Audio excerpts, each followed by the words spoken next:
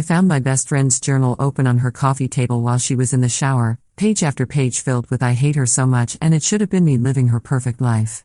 When she came back and saw me reading it, she snatched it away and screamed, "7 years I've had to watch you live my life with him. You don't deserve any of it." I just stood there, my wedding ring suddenly feeling heavy on my finger. That was 3 months ago. Yesterday, she showed up at our door, visibly pregnant, tears streaming down her face as she grabbed my husband's hand and placed it on her belly, whispering, "Tell her the truth. Tell her it's yours and that we've been together all along." My husband's face went white as paper while I felt the world collapse around me. But what she didn't know was that I planted a hidden microphone in her apartment the day I found that journal. I'm sitting in my car outside the police station with a flash drive in my hand. The recordings are all there. 3 months of my best friend's voice, my husband's confused mumbling, and someone else I never expected to hear again. But let me back up. The journal thing happened on a Tuesday. I'd stopped by Mia's place with coffee like we'd done every week for 7 years. She was in the shower, music blasting from her phone on the counter. "Just leave it on the table," she yelled over the water. That's when I saw it. Purple leather journal, cracked open to a page covered in her handwriting. My name was everywhere. Sarah gets everything handed to her. The perfect job, the perfect house, the perfect husband. Meanwhile, I'm stuck in this shoebox apartment working retail because Daddy didn't pay for my college. My hands were shaking as I flipped back a page. Watched them at dinner last night. The way Mark looks at her like she hung the moon. He should be looking at me like that. I was there first. I introduced them. It should have been me. More pages. Months of entries. Sometimes I imagine what it would be like if she just disappeared. Would Mark finally see me? Would he remember that night before their wedding when we almost... The shower stopped. I kept reading, my coffee getting cold on her chipped IKEA table. I hate her so much sometimes I can't breathe. 7 years of pretending to be happy for her perfect life while mine falls apart. 7 years of watching him choose her over me every single day. "What are you doing?" Mia stood in the doorway, towel wrapped around her, water dripping from her dark hair onto the hardwood. The journal was open. I saw my name. She lunged forward and snatched it away, clutching it against her chest. "You had no right." "Mia, what is this? What are you talking about? Mark was yours first. You introduced us at your birthday party." Her face twisted into something I'd never seen before. Pure rage. 7 years I've had to watch you live my life with him. You don't deserve any of it. She was screaming now, mascara from yesterday running down her cheeks. You waltz around in your designer clothes and your perfect marriage while I'm here alone, working dead-end jobs, watching everyone else get what should have been mine. "Mia, you're my best friend?" "Friend?" She laughed, high and sharp. "Friends don't steal the love of your life and then parade it in front of you for 7 years. I backed toward the door. This wasn't the Mia who'd been my maid of honor. Who'd held my hair back during food poisoning. Who'd helped me pick out my wedding dress. "I think I should go." "Yes, you should. Go back to your perfect life, Sarah. Enjoy it while you can." I drove home with my hands still shaking. Mark was in the garage, working on his motorcycle. How was coffee with Mia? I stood there looking at him. Really looking. His sandy hair falling in his eyes, grease stains on his old college t-shirt. The way he smiled when he saw me, like I was the best part of his day. "Fine," I said. "Everything's fine." That night I lay awake staring at the ceiling. Mark's arm around me felt different. Heavier. Like I was holding on to something that was never really mine. The next morning I called in sick to work. Instead, I drove to Best Buy and bought a small recording device. The kind private investigators use in movies. The teenage sales clerk showed me how it worked. "Motion activated," he said, demonstrating with his hands. "Battery lasts about a week. Just stick it somewhere and it'll pick up everything within 10 feet. What if someone finds it?" He shrugged. "Hide it better." That afternoon I texted Mia. "I'm sorry about yesterday. Can we talk? I'll bring lunch. I don't think that's a good idea right now. Please. You're my best friend. I don't want to lose you over this." 20 minutes later, "Fine. But I'm not ready to pretend everything's normal." I showed up with Thai food and the recording device in my purse. While she was getting plates from the kitchen, I stuck it under her coffee table, behind one of the legs. "I've been thinking about what you said," I told her as we sat down to eat. She picked at her pad thai. Have you? About Mark. About how you feel. Her fork stopped halfway to her mouth. What about it? I need to know the truth. What happened before the wedding? For a second, her mask slipped. I saw something calculating flash across her face. Nothing happened, Sarah. I was just upset.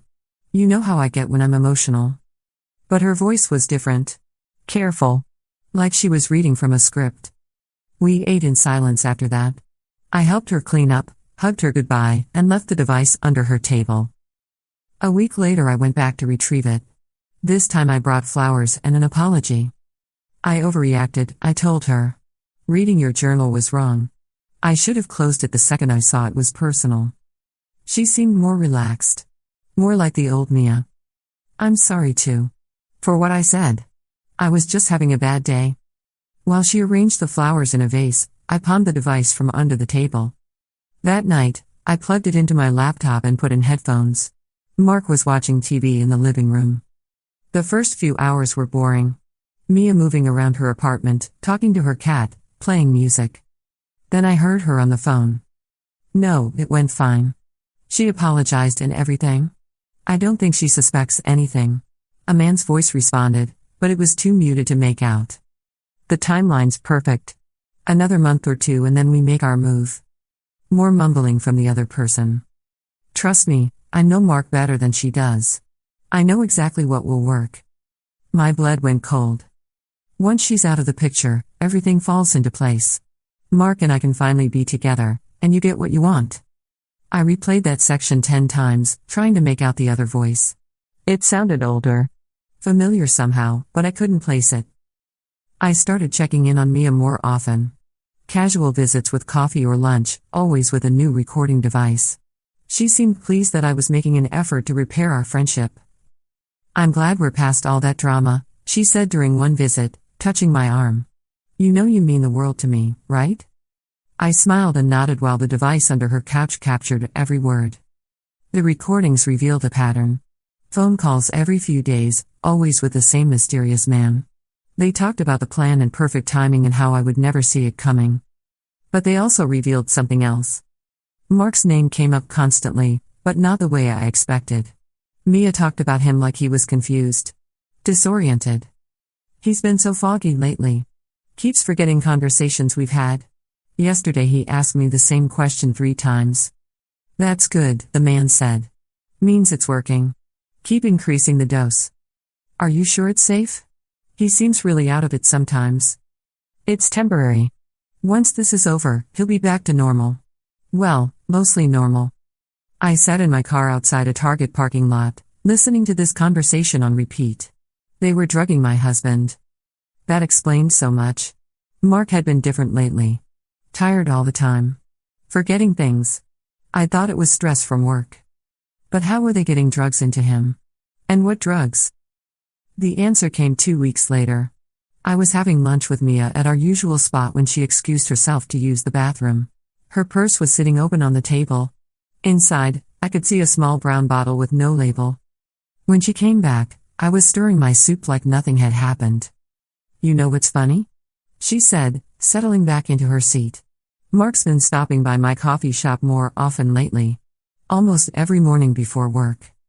My spoon stopped moving. Really? Yeah. Says he likes supporting local businesses. Sweet of him, right? She worked at a little cafe downtown. The same route Mark took to his office. That is sweet, I managed. That afternoon I followed Mark's morning routine. Watched from across the street as he went into Mia's cafe. She was behind the counter, all smiles and friendly conversation. She handed him his usual order, large coffee, black, no sugar. The same coffee he'd been drinking for 10 years. Except now I knew what else was in it. I bought a home drug testing kit online. The kind worried parents use on their teenagers.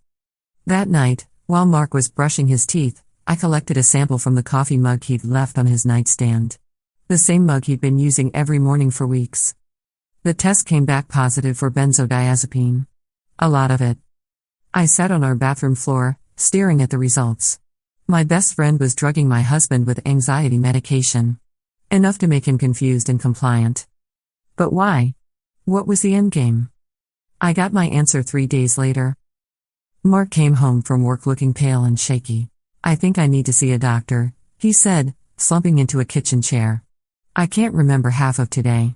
And yesterday's pretty fuzzy too. I made him tea and rubbed his shoulders while inside I was screaming.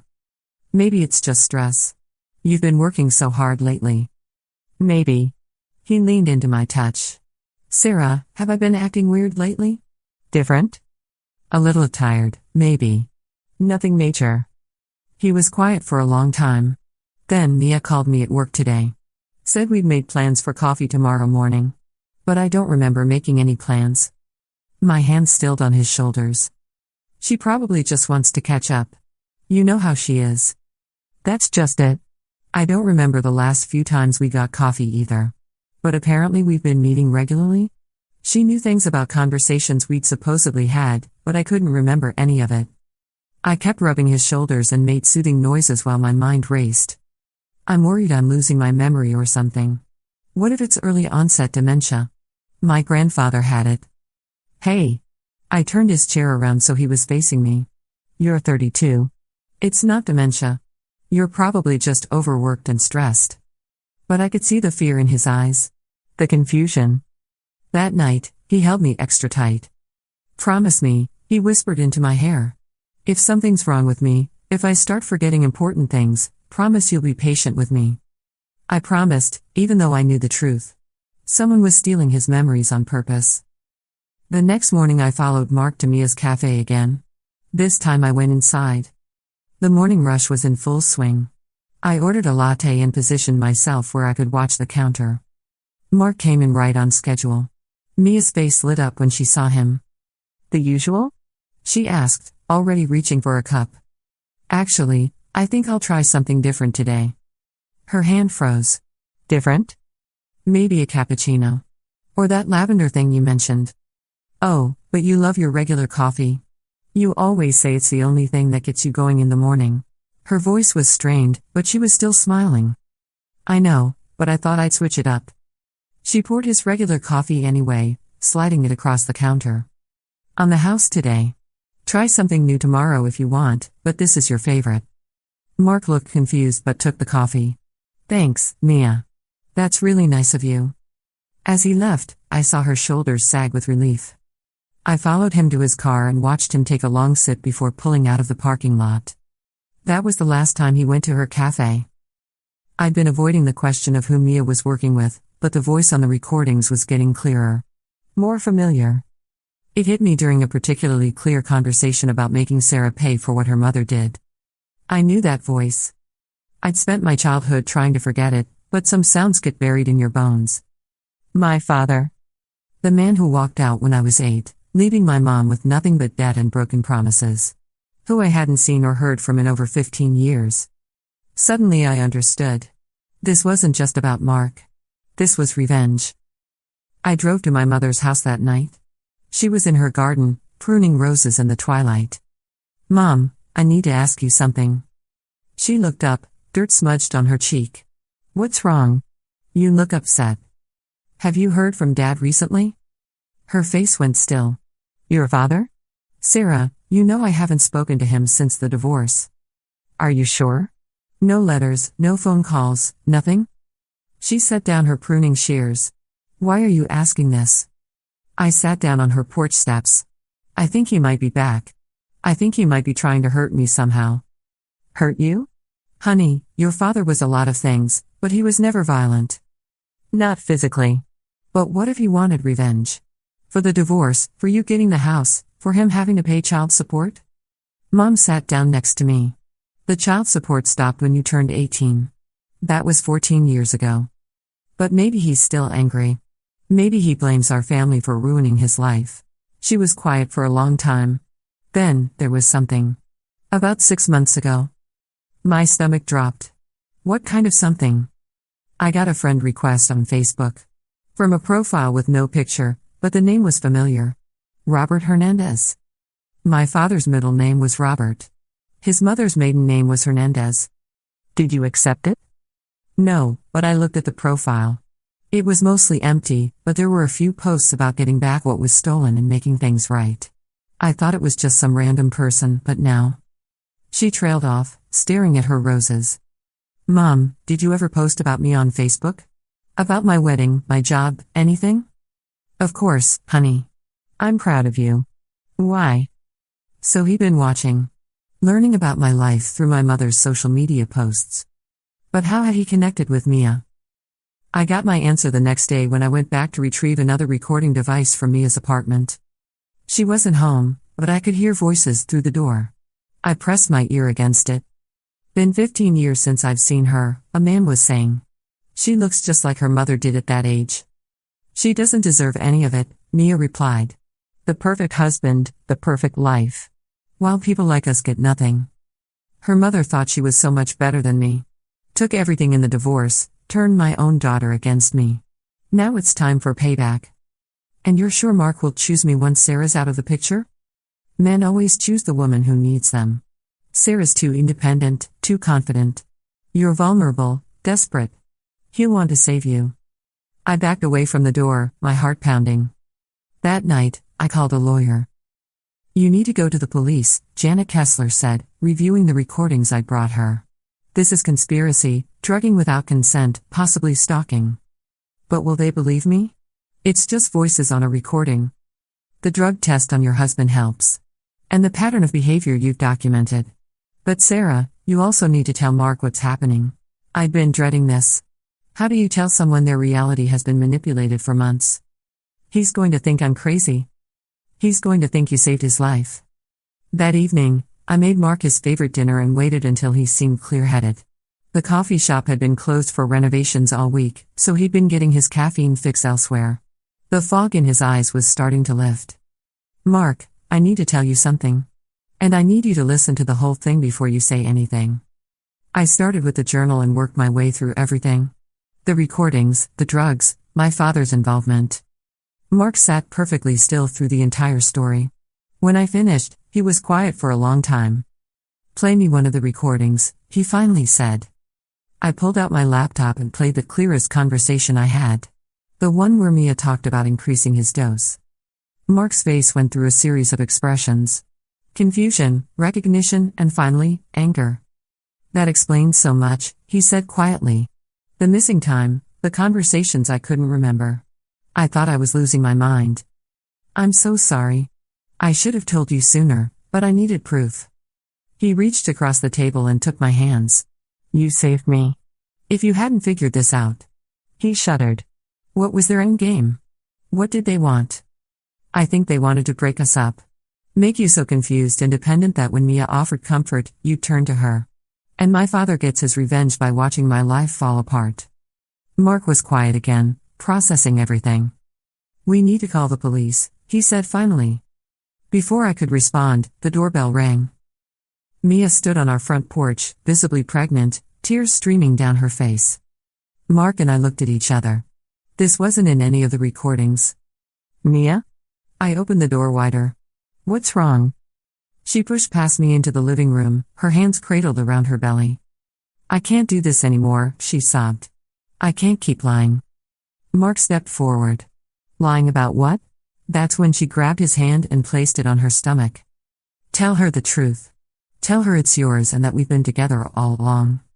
Mark jerked his hand back like he'd been burned. What? Mia, what are you talking about? But I saw something in his eyes. A flicker of uncertainty. You don't remember, do you? Mia said, her voice suddenly steadier. All those coffee dates. All those times you came to my apartment after. You don't remember any of it. Mark looked at me, then back at Mia. No. I don't remember. That's because they gave you something to make you forget, I said, my voice stronger than I felt. Benzodiazepine. In your coffee. Mia's face changed. The tears stopped. The vulnerability disappeared. Prove it, she said simply. We all stood there in silence. Then Mark spoke. I want a paternity test. Of course you do, Mia said. But what if it comes back positive? What if you really are the father and you just don't remember because of what they did to you? She was good. Even knowing the truth, I felt a moment of doubt. Who's they? Mark asked. Mia looked directly at me. Ask your wife. Ask her who's been helping me plan all of this. My blood went cold. That's not true. Isn't it? Who do you think told me about your marriage problems? Who do you think gave me Mark's coffee order, his schedule, his favorite places to go? She was lying. She had to be lying. But Mark was looking at me strangely. Sarah, is there something you're not telling me? Mark, you heard the recordings. She was working with my father. She's been drugging you for months. Your father? Mia laughed. Sarah, I've never met your father.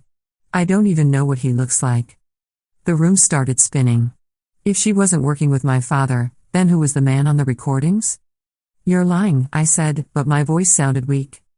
Mia pulled out her phone and started scrolling through text messages. Here, she said, holding it out to Mark. Read these. Your wife's been feeding me information about you for weeks. Mark took the phone. I watched his face as he read, watched the confusion turn to hurt. Sarah, these are from your number. I grabbed the phone and looked. Text after text, sent from my number to Mia's. Details about Mark's schedule, his habits, his insecurities. But I hadn't sent any of them. Someone's spoofing my number, I said desperately. This isn't real. The timestamps match, Mark said quietly. These were sent when you were home with me. When you were sleeping next to me. I felt the world tilting sideways. Mark, please. You have to believe me. I would never. Then explain the recordings, Mia interrupted. Explain how you knew exactly when to plant listening devices in my apartment. Explain how you knew I was pregnant before I even told you. I didn't know you were pregnant. You've been watching me for months, Sarah.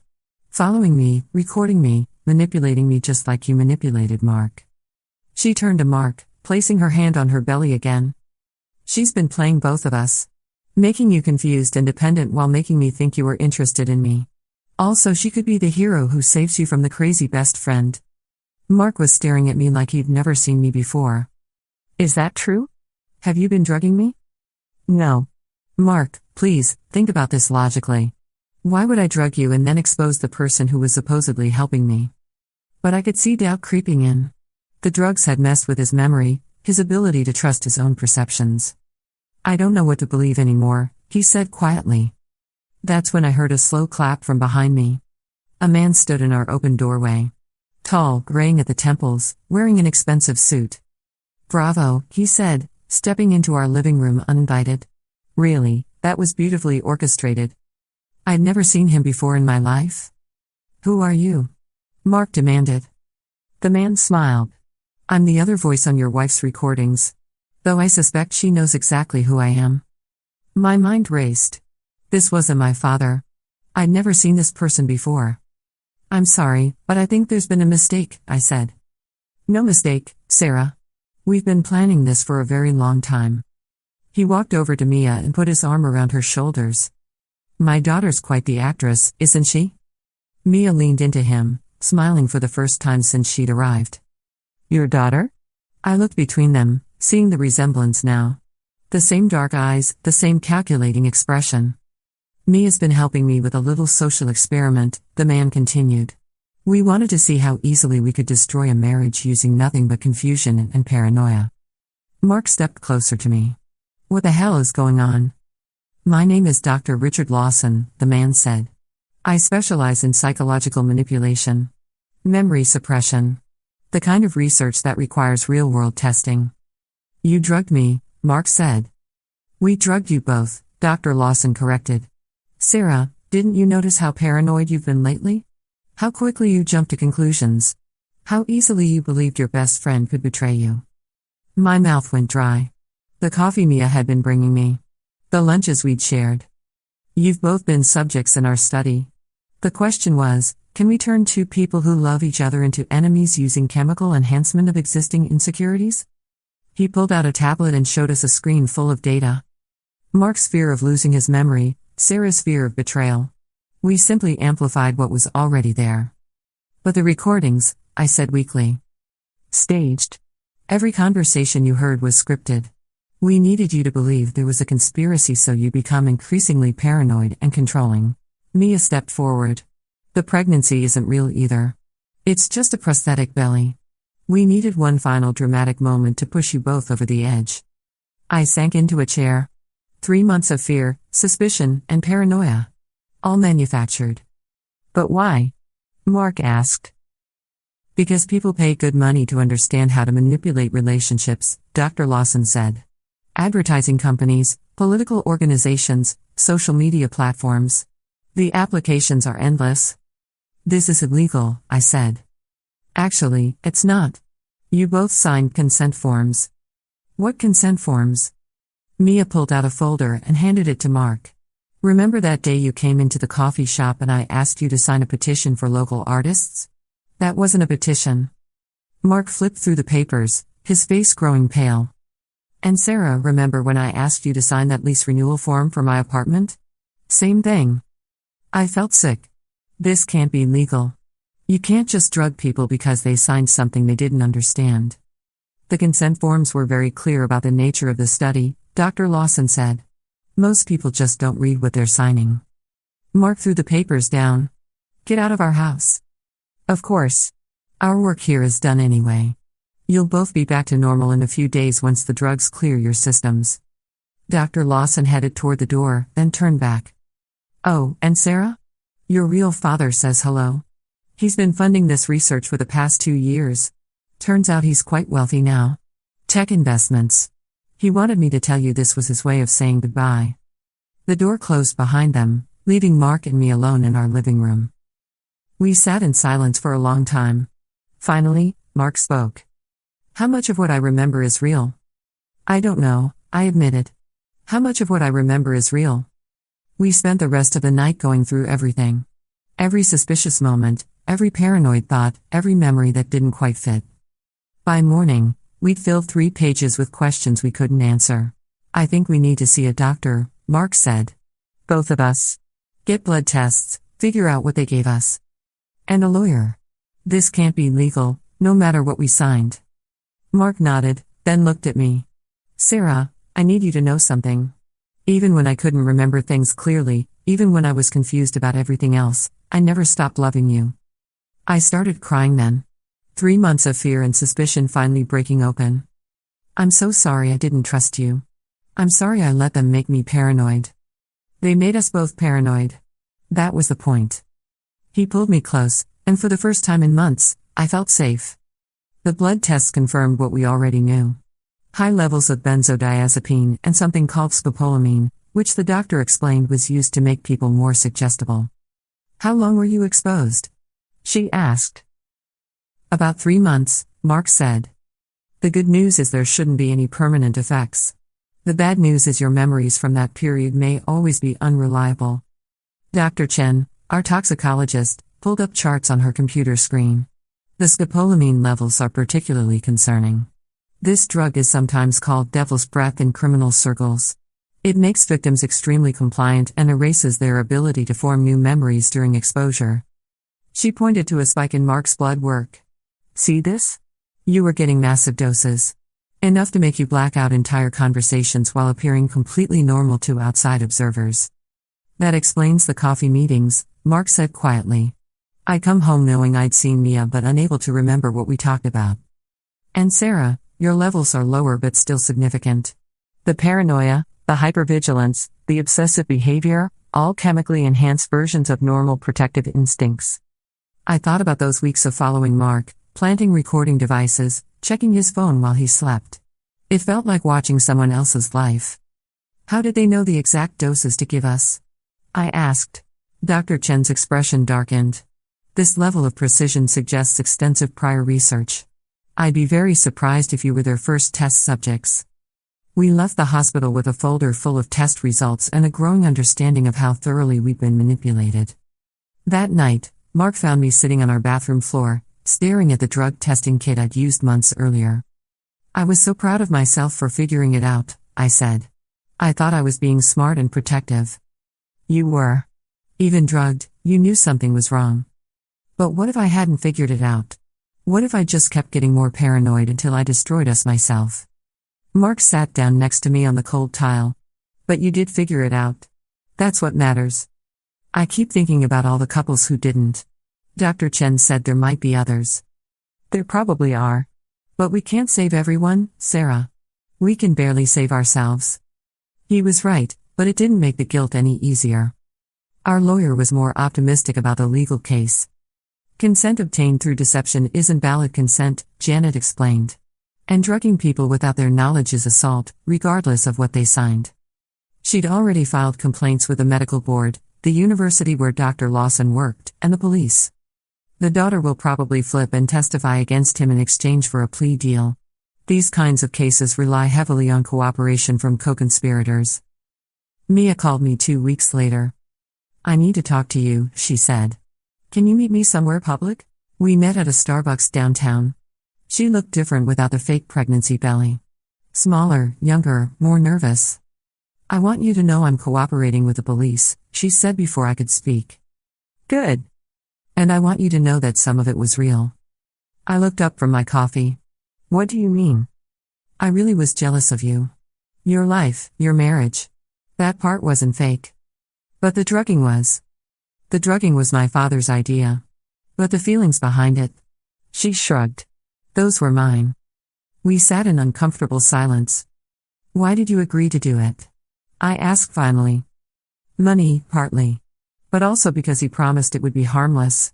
That we'd just mess with your heads a little bit and then everything would go back to normal." "And you believe that?" I wanted to believe it. I wanted to believe there was a way to get what I wanted without really hurting anyone. She pulled out an envelope and slid it across the table. "What's this?" "Copies of all the real conversations. The ones we didn't fake. I thought you might want to know what was actually said versus what was scripted." I stared at the envelope but didn't pick it up. "Mia, we were friends for 7 years." "I know. Did any of that mean anything to you?" She was quiet for a long time. "It did. That's why I'm here. That's why I'm testifying against my own father." She stood up to leave, then turned back. "Sarah? I really am sorry. I know that doesn't fix anything, but I needed you to know." I watched her walk away and wondered if I'd ever be able to trust anyone completely again. 6 months later, Dr. Lawson was sentenced to 5 years in federal prison. Mia got 2 years probation and community service. The trial was harder than I expected. Sitting in that courtroom, listening to the prosecutor describe what they'd done to us, made it all feel real again in a way that was almost unbearable. Dr. Lawson's defense attorney tried to paint us as willing participants who'd gotten in over our heads. My client's research was clearly outlined in the consent documents, he argued. These people signed up for a psychological study and are now experiencing buyer's remorse. But Janet had done her homework. She tracked down 3 other couples who'd been through similar experiments with Dr. Lawson. 2 of those couples had divorced. One man had attempted suicide when he couldn't trust his own memories anymore. This wasn't research, Janet told the jury. This was systematic psychological torture disguised as science. The most damaging evidence came from Dr. Lawson's own notes, seized from his office. Pages and pages documenting our reactions, our fears, our breaking points. We were lab rats to him, nothing more. I had to testify about finding the journal, about planting the recording devices, about the months of paranoia and fear. Mark testified about the memory loss, the confusion, the way he'd started to doubt his own sanity. Mia testified last. She looked smaller on the witness stand, younger. When the prosecutor asked why she'd agreed to help her father, she started crying. "He said it would help people understand how relationships work," she said. "He said we could prevent divorces by studying what makes couples turn against each other. I thought we were doing something good." "But you knew you were drugging them without their knowledge?" "He said the consent forms covered it. He said they'd agree to chemical intervention as part of the study." "Did you read the consent forms yourself?" A long pause. "No." When it was over, Dr. Lawson was led away in handcuffs. He looked at me once before the bailiff took him out. There was no remorse in his eyes, just curiosity. Like he was still studying me, even then. Mark and I went to therapy. Both individually and together. We learned about trauma bonding and gaslighting and how to rebuild trust after psychological manipulation. The hardest part, our therapist said, is accepting that you may never know for certain what was real and what wasn't. The goal is to build new memories and new trust going forward. We moved to a different house. Got new phone numbers. Started over in small ways. The house hunting was surreal. Every potential home felt contaminated somehow, Like the paranoia might follow us wherever we went. Mark wanted something modern and open, no hidden corners, he said. I wanted something with good sight lines to the street, multiple exit routes. Our realtor probably thought we were in witness protection. We finally found a small ranch house with big windows and a clear view of the front yard.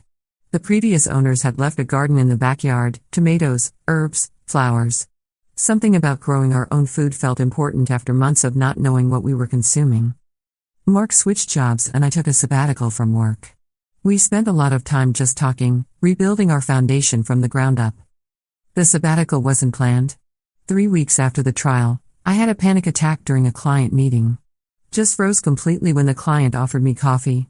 My boss was understanding. Take whatever time you need, she said. Your job will be here when you're ready. Mark's new job was at a smaller firm across town. Better benefits, shorter commute, and most importantly, no coffee shop on the route. He started bringing a thermos from home, filled with coffee I'd watched him make myself. Do you think we'll ever be normal about coffee again? I asked him one morning, watching him screw the lid onto his thermos. Maybe not normal, he said. But maybe that's okay. Maybe being a little paranoid about what we put in our bodies isn't the worst thing in the world. Do you think we would have survived if they hadn't done this to us? Mark asked one night. I think we would have been fine, I said. But maybe not as strong as we are now. He considered this. It's weird to be grateful for something so awful. I'm not grateful for what they did. But I'm grateful for what we learned about ourselves. About each other. 6 months of hell had taught us that our love was stronger than fear, stronger than manipulation, stronger than the worst versions of ourselves. I still have the recordings. Sometimes I listen to them, trying to figure out which conversations were real and which were scripted. But mostly, I don't want to know anymore. The truth is, it doesn't matter what Mia really felt or what my father really wanted or what Dr. Lawson was really studying. What matters is that Mark and I chose to fight for each other instead of against each other. What matters is that we learn to trust our love more than our fears. What matters is that we're here, together, building something real. The microphone I planted under Mia's coffee table is still in my desk drawer. A reminder of how quickly paranoia can consume you, how easily trust can be broken, how hard it is to rebuild what's been destroyed. But we're doing it anyway. One conversation, one day, one choice at a time. Because in the end, that's all any relationship really is, a series of choices to keep showing up for each other, even when you're not sure what's real. Especially when you're not sure what's real. Update: a lot of people have been asking about my father's involvement. The police investigated and found that Dr. Lawson lied about that too. My father never funded anything and probably has no idea any of this happened. It was just another layer of manipulation designed to make me feel like everyone in my life had betrayed me. The mind games were deeper than we ever realized. Update 2: Mark and I got married again last month. Same dress, same vows, but this time we knew exactly what we were promising each other.